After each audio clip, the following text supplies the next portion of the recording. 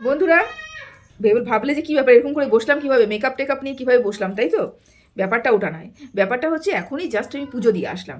পুজো দিয়ে এসে শাড়িটা শুধু ছেড়েছি, শাড়ি পরার বিন্দুমাত্র অভ্যাস আমার নেই, একদমই অভ্যাস নেই। শাড়িটা ছেড়েছি এবং ছেড়ে মেকআপ টেকআপ তুলে নিয়ে এরকম করে ভিডিও করতে বসেছি। এবং তোমরা আমার ছেলের আওয়াজ শুনতে পাচ্ছ, কান্নার আওয়াজ, এবং আমার মেয়ে চিৎকারও শুনতে পাচ্ছ, কারণ দুই ভাই বোনে সারাদিন মারপিট করছে, সারাদিন চিৎকার চেঁচামেচি করছে। মানে ওদের ওদের অবস্থাতে আমি আজকে মাথায় দিক থেকে মানে মাথা খুলে পড়ে যাওয়ার মতো উপক্রম হয়েছে আমার। আমি ভীষণ পরিমাণে হয়ে গেছি। তার মধ্যে ছুটির দিনে তো আমার মাথা আরও বেশি ব্যথা করে এদের জন্য। এত চিৎকার চেঁচেমেচি মারপিট সারাদিন করে যাচ্ছে। যাই হোক, বাদ দিলাম, সেটা নিয়ে বলতে বসিনি। ব্লগিং তো এখানে করতে বসেছি এবং বসিনি, আর আমাদের সবাইকে আমি দেখাতেও এখানে বসিনি। আওয়াজ পাচ্ছ তোমরা, তাই বলে রাখলাম, ঠিক আছে? এবার আসি ওয়াইটি পাগল হয়ে গেছে, পুরো পাগলা গারদে তৈরি হয়ে গেছে। কখন কে কোন ভাব নিচ্ছে, কে কোন দিকে চলে যাচ্ছে, কে কোনভাবে উল্টাচ্ছে, কে কোনভাবে পাল্টাচ্ছে, এগুলো বোঝাই মুশকিল, বোঝা দায় হয়ে গেছে। কিছুক্ষণ আগে দীপ্তিদির একটা ভিডিও দেখলাম, দীপ্তিদিও নাকি শুয়ে শুয়ে পাল্টে পাল্টে উল্টে পাল্টে কাজ, মানে না গোটা ভিডিও দেখিনি, ওই উল্টানো পাল্টানোটা দেখেছি। দীপ্তিদির ভিডিওটা আমি এটা কন্টিনিউ করবো। তবে ওই উল্টানো পাল্টানোটা দেখেই আমি ভাবলাম যে ভগবান, এবার আমি একটু উল্টে পাল্টে ভিডিওটা ছাড়ি তোমাদেরকে, তারপরে দীপ্তিদির ভিডিওটা পুরোটা কমপ্লিট করবো। আমি জানি না কি বলেছে না বলেছে, দেখিনি, দেখতে হবে। তবে যাই হোক, এটুক তো বুঝলাম যে ওয়াইটিটা পাগল হয়ে গেছে, এই নিয়ে কিছু বলছে। হ্যাঁ, আমিও বুঝলাম যে ওয়াইটিটা পাগল হয়ে গেছে। কিভাবে পাগল হয়ে গেছে বুঝলাম, কারণ ওয়াইটিতে আমাদের ওয়াইটি কন্ট্রোভার্সি কুইন, সে রীতিমতন পুরোপুরি 380 ডিগ্রি বলবো নাকি 360 ডিগ্রি বলবো, সরি 360 ডিগ্রি বলবো নাকি 180 ডিগ্রি বলবো, এটা নিয়ে আমি কনফিউজ। পুরোপুরি পুরোপুরি বিপরীত। মানে এখন দক্ষিণে ছিল, উত্তরে চলে গেছে, পূর্ব ছিল তো পশ্চিমে চলে গেছে, এরকম একটা ব্যাপার হয়ে গেছে। কিছুদিন আগে মারুর পুরো পরিবারকেও ধ্বংস করার জন্য রণমূর্তি ধারণ করেছিল। আজকে সেই মারুকে আগলে রাখার জন্য মেয়ে শিল্পীর সাথে ঝগড়া করছে। এবার ব্যাপারটা কি হয়েছে বলো তো? এবার আমি তোমাদেরকে ব্যাপারটা বুঝি, তোমরা ব্যাপারটা বুঝতে পারছো না? বুঝবে কিভাবে? আমি বোঝালে তো বুঝবে, তাই না? বোঝাচ্ছি, চলো এবার শুরু করি। তার আগে তোমাদেরকে ওয়েলকাম করে নিই। Hello friends, welcome back to my channel. আশা করি তোমরা সবাই খুব ভালো আছো, সুস্থ আছো। আমি ভালো আছি এবং সুস্থ আছি। নতুন আর একটা ভিডিও নিয়ে তোমাদের সামনে আমি হাজির হয়ে গেছি, ঠিক আছে? ব্যাপার হচ্ছে কি, ওর কথা হিসাবে, সুয়ের কথা হিসাবে, যে মারুকে আমি ভালোবাসি, সেটা মারু বিশ্বাস করুক আর না করুক, মারুকে আমি ভালোবাসি। এবং মারুকে যেহেতু আমি ভালোবাসি, মারুর জন্য আমি যা কিছুই করব সেটা মারুর ভালো, মারুর হিতার্থে করব বলেই মারুকে নিয়ে আমি যা ইচ্ছা তাই আমি বলতে পারি। এটা ওর বক্তব্য। কিন্তু ওর ভিডিওটা নিজে কানেতে দিয়ে শোনে না এবং বোঝে না যে ও কী বলতে চাইছে এবং কি বলছে। ও যে কথাগুলো বলছে, এটা কতটুকু মারুর হিত হয়েছে এবং কতটুকু খারাপ হয়েছে, সেটা মারুর দর্শকরা এবং আদার্স কন্ট্রোভার্সি ক্রিয়েটাররা ভালো মতনই বুঝেছে, ঠিক আছে? এবার বক্তব্য হলো, হঠাৎ করে ও কেন মারুর পক্ষ হয়ে কথা বলল? এর পিছনে একটা কারণ রয়েছে। কারণ ম্যান্ডির সাথে ওর একটা কথোপকথন হয়েছে। তোমরা সবাই জানো, যখনই মারুকে নিয়ে ও নেগেটিভ ওয়েতে কথা বলছিল, ওর থেকে বেশি চাপ আসছিল ম্যান্ডির উপরে। এটা তো সত্যি কথা। যে মারুকে নিয়ে যখনই আমাদের নেগেটিভ ওয়েতে কথা বলে, যেদিনই নেগেটিভ ওয়েতে ভিডিও করে, কয়েকদিন ধরে নেগেটিভ ওয়েতে ভিডিও করছিল, যখনই নেগেটিভ ওয়েতে ভিডিও করে তার এফেক্টটা যায় এমএসএল সরি আমাদের হচ্ছে এমএসের ম্যান্ডির উপরে, ওর উপরেই যায় কিন্তু। এবং প্রত্যেকটা ভিউয়ার্স যারা মারুকে ভালোবাসে, সেই সবকটা ভিউয়ার্স কিন্তু ম্যান্ডিকে গিয়ে বলে, তুমি বলছো বলেই কিন্তু তোমার দিদি বলছে, তোমরা কেন এইভাবে মারুকে শেষ করার পরিকল্পনা করেছো? মারু প্রেগনেন্ট, এই মুহূর্তে মারুর কান্নাকাটি, চোখের জল সহ্য হবে না, মানে ঠিক করাটা, মানে সহ্য করাটাও যেরকম ক্ষতি, সেরকম ইচ্ছা মানে করানোটাও উচিত নয়, এটা বলে আমাদের ম্যান্ডির কমেন্ট বক্সে প্রচুর ভিডিও, আমি আজকে উল্টোপাল্টাই বলছি, প্রচুর কমেন্ট এসেছে। এবং সেই কমেন্টের পরিপ্রেক্ষিতে ম্যান্ডি একটা সিদ্ধান্ত নিয়েছে। দেখো, ম্যান্ডি 3 দিন ধরে ভিডিও দিচ্ছে না, এবং ম্যান্ডি 3 দিন ধরে ভিডিও না দেওয়ার দরুন প্রচুর দর্শকরা প্রচুর চিন্তার মধ্যে আছে, কি হলো কি না হলো। এর মাঝখানে ম্যান্ডি ভেতরে একটা পরিকল্পনা করেছে, অবশ্যই দিদিদের সাথে নিয়ে একটা পরিকল্পনা করেছে। কি, যে ম্যান্ডি বুঝতে পেরেছে যে আমার চ্যানেলকে বাঁচাতে গেলে পরে আমাকে এবং সুকে, মানে ম্যান্ডির ছদ্দিকে মারুর কন্টেন্টটাকে পাল্টে ফেলতে হবে। কিরকম করে পাল্টে ফেলতে হবে? মারুকে নিয়ে এই মুহূর্তে আর কোনো নেগেটিভ কমেন্ট করা যাবে না, নেগেটিভ কথা বলা যাবে না। নেগেটিভ কথা বললেই দর্শকরা কিন্তু ওদেরকে ছেঁকে খাবে। যেরকম যদি বলে, তাও ম্যান্ডির উপরে কিন্তু দর্শকরা হামলা করবে। সেই কারণে ম্যান্ডি এই অফ ক্যামেরায় 3 দিন ঘরে বসে বিশাল বড় একটা ষড়যন্ত্র কষেছে মারুর বিরুদ্ধে। কিভাবে? সেটা হলো মারুকে নিয়ে ওরা ভিডিও করবে, মানে শু ভিডিও করবে, কিন্তু পজিটিভ ওয়েতে ভিডিও করবে। এটা দেখার জন্য যে মারুকে নিয়ে যখন পজিটিভ ওয়েতে ভিডিও করে তখন ম্যান্ডির চ্যানেলে কি ভালো কোনো বার্তা আসে? ম্যান্ডির চ্যানেলে কি কোনো এফেক্ট পড়ছে? ম্যান্ডিকে কি আবারও কোনো দর্শক গালিগালাজ দিচ্ছে, এরকম অপবাদ দিচ্ছে যে তোমার কারণে মারুর ওপরে তোমার ছোট দিয়ে এরকম বলছে, তুমি বলেছো, তুমি ওকে কিছু বাধা দিচ্ছ না, এই ধরনের কি কোনো বক্তব্য আসে? নাকি ম্যান্ডির চ্যানেলে যে ভিউয়ার্সগুলো, মানে মারুর চ্যানেলে ভিউয়ার্স এবং ম্যান্ডির চ্যানেলেও কিছু ভিউয়ার্সগুলো যে আছে, তারা যারা ম্যান্ডিকে খারাপ ভাবছিল তাদের ভালোবাসাটা ফিরে আসে? দেখো, ম্যান্ডি হচ্ছে একটা চালাক চতুর ছেলে মেয়ে, এ হচ্ছে কাচ্চা খিলাড়ি নয়, কাচ্চা খিলাড়ি ও নয়। আজকে শু যা করছে ভেবো না শুধুমাত্র মেয়ে শিল্পী দিদিকে উত্তর দেওয়ার জন্য এই কাজটা করছে, না না না না না, এটা ভেবো না, কিন্তু তোমরা ভুল করছো, তোমরা যা ভাবছো সেটা ভুল করছো। মেয়ে শিল্পী ওদিকে উত্তর দেওয়ার জন্য আমাদের শু বসেনি, শু বসেছে ওপর আলার পারমিশনে। ওপর থেকে খবর এসেছে যে এখন থেকে তোমাকে মারুকে নিয়ে পজিটিভ ওয়েতে কথা বলতে হবে। তুমি যত নেগেটিভ কথা বলবে দর্শক তত নেগেটিভ এফেক্ট আমার উপরে ফেলবে, আমার উপরে নেগেটিভ এফেক্ট ফেললে পরে দিনের পর দিন হতে হতে আমার চ্যানেলটা দেবে যাবে। আমার চ্যানেলটাকে যদি আমি ঠিকভাবে চালাতে চাই, এখন আপাতত সময় বুঝে, ঝোপ বুঝে কোপ বলে না, ঝোপ বুঝে কোপ মারতে হবে। ঝোপ বুঝে কোপ মারার জন্য পরিকল্পনা করতে হবে। সেই পরিকল্পনা করেছে এবং সেই পরিকল্পনা বাস্তবায়িত করার জন্য কিন্তু শুকে পাঠিয়েছে। এবং শু উছলা বলে না, উছিলা একটা আমাদের মেয়ে শিল্পীদিকে উছিলা করে রেখে মারুর পাশে দাঁড়ানোর একটা প্রচেষ্টা চালাচ্ছে এবং দর্শকদের বোঝানোর চেষ্টা করছে যে এখানে মারুকে সবাই ভালোবাসি আমরা, কিন্তু মারুর হয়ে যে কথাগুলো আমি বলেছিলাম, মানে শু বলেছিল, সেটা মারুর ভালোর জন্য এবং ও কন্ট্রোভার্সি করেছিল, আমি তার মধ্যে নেই। এটা বারবার করে কিন্তু ম্যান্ডি বোঝানোর চেষ্টা তোমাদেরকে করবে। আর ম্যান্ডি ওই ভালোবাসা দর্শকদের কিন্তু কাছে টানার একটা চেষ্টা করছে। যেই দর্শকগুলো ওর উপরে আক্রোশ দেখাচ্ছিল, মারুকে নিয়ে নেগেটিভ কমেন্ট করছিল, ওকে দুটো বাজে কথা বলছিল, সেই সব দর্শকগুলোকে কিন্তু ধরে রাখার জন্য ম্যান্ডি একটা পরিকল্পনা করেছে।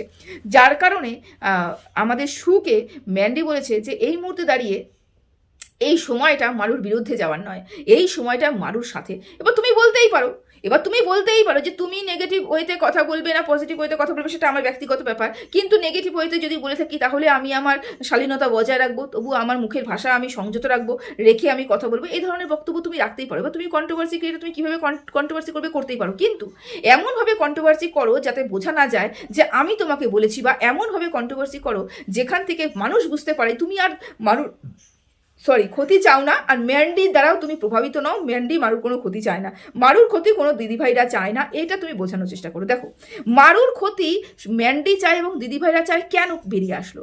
এই কারণেতে বেরিয়ে আসলো যে শু ভেতরের খবরগুলো রিভিল করতে শুরু করলো, যে কোন দিদি মারুকে কত উপকার করেছে, ওর ম্যান্ডি মারুকে কত উপকার করছে, শু মারুকে কত উপকার করেছে, মারিয়া ওদের সম্বন্ধে কী কী নিন্দে করেছে, কার কান ভাঙানি দিয়েছে, কাকে নিয়ে কথা বলেছে, যত খবর ওয়াইটিতে বেরিয়ে এসেছে শুয়ের দ্বারা প্রত্যেকটা খবর ভেতরের খবর, একটা খবর কিন্তু বাইরের খবর নয়। সেজন্য সত্যি মিথ্যে যাচাই কিন্তু আমরা করিনি, কেন মারু যেহেতু কোনো মুখ খুলেনি, যাচাই কিন্তু যা বলেছে তাই কোনো জায়গায় সত্যি মনে হয়েছে, কোনো জায়গায় মিথ্যে মনে হচ্ছে, আমরা কিন্তু এই ভেবেই বসে রয়েছি। তা এই যে কথাগুলো বেরিয়ে এসেছে এবং এর পরিপ্রেক্ষিতেই কিন্তু দর্শকরা ম্যান্ডির উপরে হামলা করেছে, যেখানে ম্যান্ডির নাম শুয়ের মুখ থেকে বেরিয়ে এসেছে, আর নূপুর দিদি, গোল্ডি দিদির নামও শুয়ের মুখ থেকে বারবার করে বেরিয়ে এসছে। এই কারণেই কিন্তু সমস্ত দিদিরা যেরকম আক্রোশের শিকার হয়েছে, সেরকম ম্যান্ডি নিজেও আক্রোশের শিকার হয়েছে, শুধুমাত্র শু মারিয়ার বিরুদ্ধে গেছিল বলে। এবং এটা পরিকল্পনা মাফিক দর্শকের মনে ঢুকে গেছে। আজকে এই পরিকল্পনাকে নষ্ট করে নতুন একটা পরিকল্পনা করে মারুর কাছে চলে যেতে হবে, মারুকে নিয়ে ভালো কথা বলতে হবে, মারুকে নিয়ে পজিটিভ কথা বলতে হবে, এবং শুয়ের মানে ম্যান্ডির কমেন্ট বক্সে যে নেগেটিভ কমেন্টগুলো আসবে সেগুলোকে নষ্ট করতে হবে, পজিটিভ ভাইব আনতে হবে। এটাই ম্যান্ডি চেষ্টা করেছিল। এই 3 দিন ধরে অনেক পরিকল্পনা হয়েছে, অনেক জল্পনা কল্পনা হয়েছে, সম্পর্ক ভালো হয়েছে, উথাপ চারা হয়েছে, কেউ এসেছে ঘুরেছে ফিরেছে, কারোর বিরুদ্ধে কেস করেছে, সব কিছুই করেছে এবং এই পরিকল্পনাটাই করেছে, করে একটা বড় করে ও এখান বেরিয়ে আসবে, মানে বলেন একটা রিফ্রেশ একটা মাইন্ড নিয়ে ও বেরিয়ে আসবে। বুঝতে পেরেছো? এবার আসি ভালোবাসলে এরকম করেই ভালোবাসতে হয়, যে ওর ভালোর জন্য আমি ওকে বলছি, সোশ্যাল মিডিয়াতে এসে ওর ভালোর জন্য ওকে আমি বলছি, সেটা শুনতে শ্রুতিকটুর হোক, কোনো ব্যাপার না, কিন্তু ওকে আমি ভালোবাসি। এই ভালোবাসা সত্যি সত্যি যদি এটাই মারুর প্রতি সুয়ের ভালোবাসা হয়ে থাকে, তাহলে আমিও সুকে ভীষণ ভালোবাসি, আমি আগাগোড়াই সুকে ভীষণ ভালোবাসি, মন থেকে সুকে ভীষণ ভালোবাসি। এই যদি মারিয়ার প্রতি সুয়ের ভালোবাসা এরকম হয়, তাহলে আমার ভালোবাসা তো কোনো খাদ নেই, আমার ভালোবাসা তো পিওর ভালোবাসা। কারণ আমি যা দেখেছি তাই বলেছি, আমি ভেতরের খবর রিভিল করিনি, আমি যা দেখেছি তাই বলেছি। যেরকম ম্যান্ডি এবং থেকে কথা নিয়ে এসে বা নিজের যে কথাটুকু জানতো সেটা ভেতরের খবর রিভিল করে ও ভালোবাসা দেখাচ্ছে। আচ্ছা, ওর কি উপকার করেছে? ও বললো আমি কোনো ক্ষতি করিনি, আমি মারিয়াকে যা যা বলেছি মারিয়ার কোনো ক্ষতি হয়নি। সত্যি সত্যি বলো তো, মানসিক চাপ হয়নি, পরিবারের মান সম্মান নষ্ট করেনি, শ্বশুরমশাই একটা সোনা দিতে পারেনি এই বলে শ্বশুরমশাইকে ছোট করেনি, ওর ওই বাড়িটা গোয়াল ঘর, যেই ঘরে থাকে সেই গোয়াল ঘর, মানে পুরো পরিবারকে গরুর সাথে তুলনা করেছে, ওটা কোনো খারাপ কিছু করেনি। ও ভিখারির সাথে তুলনা করেছে শ্বশুরবাড়ির লোককে, তাও কোনো কিচ্ছু করেনি, তাও মান সম্মান নষ্ট করেনি, ও কিচ্ছু করেনি মারুর বিরুদ্ধে। এত কিছু বলার পরেও ব্যাগ কার নিয়ে গেছে, ব্যাগ চোর পর্যন্ত বলেছে, কার না কি না বলে ক্লিপ নিয়ে গেছে, ক্লিপ চোর পর্যন্ত বলা হয়েছে।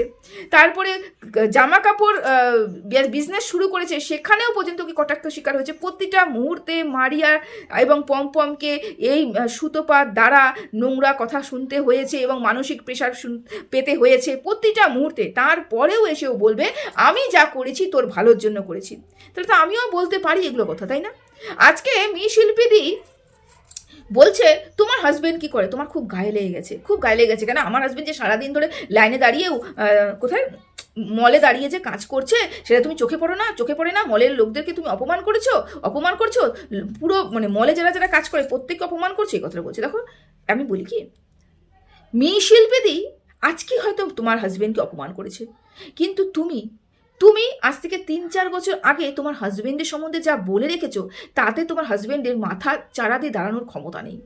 তুমি বলেছো তোমার হাজবেন্ডের জলে কি টাকাতে জল গরম হয় না, এটা কোনো হাজবেন্ডের পক্ষেই মেনে নেওয়া মানে যায় না, কোনো হাজবেন্ডই মেনে নিতে পারে না। কারণ কি, একটা পুরুষের তখনই অস্তিত্ব থাকে যখন পুরুষের পকেট গরম থাকে, এবং যখনই ওয়াইফ পুরুষটাকে এসে জনসম্মুখে বলে দেবে যে ওর পকেট গরম নেই, ওর পকেট গড়ের মাঠ, তখনই ওই পুরুষের মান সম্মান থাকবে না, আর কিছুই থাকবে না। সেই কারণে ওয়াইটিতে তুমি সর্বপ্রথম যে ওই পুরুষটার স্ত্রী, সেই সর্বপ্রথম তার হাজবেন্ডকে ছেড়ে দিয়েছে এখানে গালিগালাজ খাওয়ার জন্য, ছেড়ে দিয়েছে নোংরা কথা বলার জন্য, ছেড়ে দিয়েছে এখানটায় পমপম, ওই যে তুমি জায়গাটা চাইলেই কাটতে পারতে, ওই পমপম মাম্মাম বয় বলে রেখে দিয়েছে। কিসের জন্য? তোমার ভুল কারণের জন্য। তোমার বর মুখের ভাষা খারাপ, এত ভালো একটা ভদ্র ঘরের ছেলে, তারপরেও সে তোমাকে এরকম গালিগালাজ করে, এটা সোশ্যাল মিডিয়াতে কে এনেছে? তুমি এনেছো।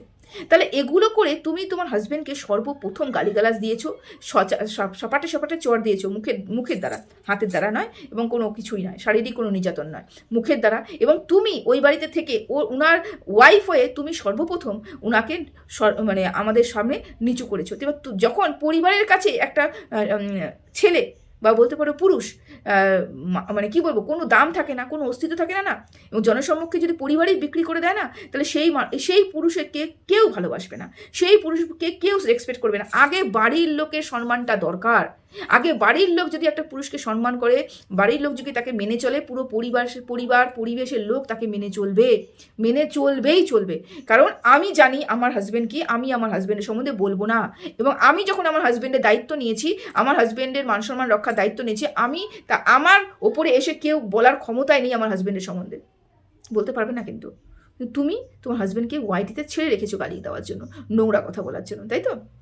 তারপরে তুমি বললে যে তোর লজ্জা করে না, তোর বউ তো এত টাকা কামাই করে, তাও তো দু মেয়েকে নিয়ে বেরিয়ে গিয়ে ওখানে টাকা ইনকাম করার চেষ্টা করেছি। তো আমার তো বলার কথা, তোমারও তো লজ্জা করার কথা। আজকে মি শিল্পীদিকে যদি বলে থাকো যে ও তো বেরিয়ে গেছে বাড়ির থেকে, তো তুমিও তো কিছু কম নও, তুমিও তো বাড়ির থেকে বেরিয়েছো, তুমিও তো টাকা ইনকাম করার জন্য তোমার পুরো পরিবারকে নোংরা করেছো, তুমিও তো টাকা ইনকাম করার জন্য তোমার বাবা মাকে জন্মদাত্রী বাবা মাকে সোশ্যাল মিডিয়াতে ছেড়ে দিয়েছো নোংরা কথা বলা শোনার জন্য। তুমি টাকা ইনকাম করার জন্য ফ্ল্যাট ভাড়া করে, তোমার বর তোমাকে কি বলেছে পুরো সোশ্যাল মিডিয়াতে নোংরামি করে দিয়েছো। তুমি টাকা ইনকাম করার জন্য ঘরে বোতল রেখেছো, এবং বোতল খেয়ে চুল্লু খেয়ে উল্লু হয়ে দুদিন শুয়েছিলে, তারপরে হুশ এসে তারপরে ভিডিও করেছো, সেটা জনসমক্ষে যে নিয়ে এসেছে সেটাও আমরা সবাই মিলে জানি। তো এগুলো তো কারনামা তো তুমিও করে বসে রয়েছো, কেউ সাধু তো নয় এখানটায়। তাহলে যখন কেউই সাধু নয়, তাহলে এত চড়া গলা করে কিভাবে মানুষকে বলতে পারো? তুমি কিভাবে মি শিল্পীকে বলতে পারো সে যেরকম বেরিয়ে এসেছিল তুমিও বেরিয়ে গেছো, তুমিও সাধু নও? আমি তোমার ভালোবাসি, ভীষণ ভালোবাসি। আমি তোমার ভালোর জন্য বলছি, এগুলো যে তুমি করেছো না, এটা তুমি অন্যায় করেছো। আচ্ছা, আরেকটা কথা বলি, যে তুমি যেরকম হবে আমি সেরকম হব, এটা কিন্তু নয়। তোমার মধ্যে কি আছে না আছে সেটা ঠাকুর দিয়েছে, আমার মধ্যে কি আছে না আছে সেটা আমাকে ঠাকুর দিয়েছে। এবং তোমার সাথে আমার যদি মিলই হয়ে যেত তাহলে তো আমি যমজ বোন হতাম না, যমজ বোনও হয় না। ওই গঙ্গা যমুনা ছিল না, একই জায়গায় দুজন লেগে থাকতো, ওরকম হয়। মানে দুজন মাথা আলাদা কিন্তু পুরো বডিটা এক জায়গায়, ওরকম হলেও তাও আমার মনে হয় তাও মনে হবে না, কারণ দুজনের মস্তিষ্কই আলাদা।